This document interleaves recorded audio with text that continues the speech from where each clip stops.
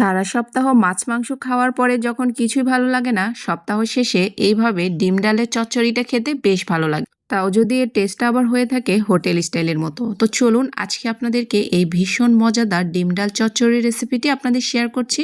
বাসায় একবার হলেও ট্রাই করে দেখবেন। প্রথমে একটি কড়াইয়ের মধ্যে নিয়ে নিচ্ছি হাফ কাপ পরিমাণ মসুর ডাল। ডালগুলোকে আমি আধা ঘন্টার মতো ভিজিয়ে রেখেছিলাম। এরপর এর মধ্যে দিয়ে নিচ্ছি হাফ কাপের মতো কুচানো আলু, নিয়ে নিচ্ছি 1/4 কাপ পরিমাণ কুচানো পেঁয়াজ। তো সবগুলো আমি পরিমাণ বলে দিচ্ছি, আপনারা চাইলে বাড়িয়ে কমিয়ে নিয়ে নিতে পারবেন। এরপর দিয়ে নিচ্ছি হলুদ গুঁড়ো, লবণ, লাল মরিচের গুঁড়ো, সবগুলো আমি আমার পরিমাণ মতো দিয়েছি, আপনারা আপনাদের স্বাদ অনুযায়ী দিয়ে নেবেন। এখানে গরম মশলার গুঁড়ো আর ধনিয়া গুঁড়োও নিয়েছি, সাথে আদা রসুন বাটা, সাথে নিয়েছি কাঁচামরিচ। এরপর নিয়ে নিচ্ছি অল্প একটু তেল। এরপর সব কিছু হাত দিয়ে ভালো করে মাখিয়ে নিতে হবে।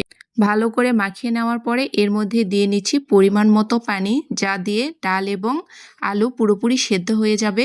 এই পর্যায়ে আমি প্রায় 1.5 কাপের মতো পানি ব্যবহার করেছি। এখন ঢাকনা দিয়ে চুলার মিডিয়াম আঁচে 15 মিনিট এটাকে রান্না করে নেব।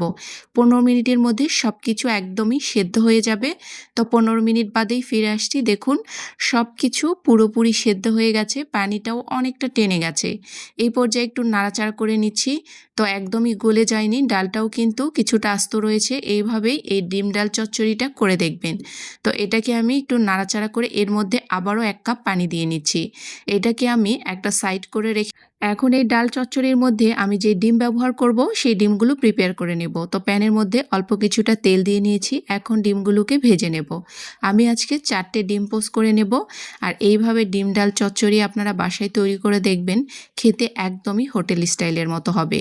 পুরোপুরি এটা দিয়েই ভাত একদম জমে যাবে। তো আমি এই রকম করে সবগুলো ডিমই ভেজে নিয়েছি। আর ডিমগুলো সুন্দরভাবে ভেজে নিতে হবে যাতে কুসুমটা যেন ঘেটে না যায়। কুসুমটা ঘেটে গেলে খেতে ভালো লাগে না। আমার কাছে মনে হয় অনেকেই আছে আবার কুসুমটা ভেঙে দিয়েই খেতে পছন্দ করে। তো আমি সবগুলো ডিম পোচ করে নিয়েছি। এদিকে দেখুন ডালটা একদম বলক উঠে এসেছে। এই পর্যায়ে আমি যে ভাজা ডিমগুলো করে নিয়েছি এগুলো দিয়ে নেব। তো একটু নাড়াচাড়া করে নিচ্ছি। তো দেখেই বুঝতে পারছেন এটা খেতে কিন্তু অনেক বেশি মজা হয়, বাসায় একবার হলেও তৈরি করে দেখবেন। তো ডিমগুলো দিয়ে নিয়েছি, এখন আমি এর মধ্যে বাগার দিয়ে নেব। আর এটা দিলে এর টেস্টটা একদমই ডিফারেন্ট লাগে।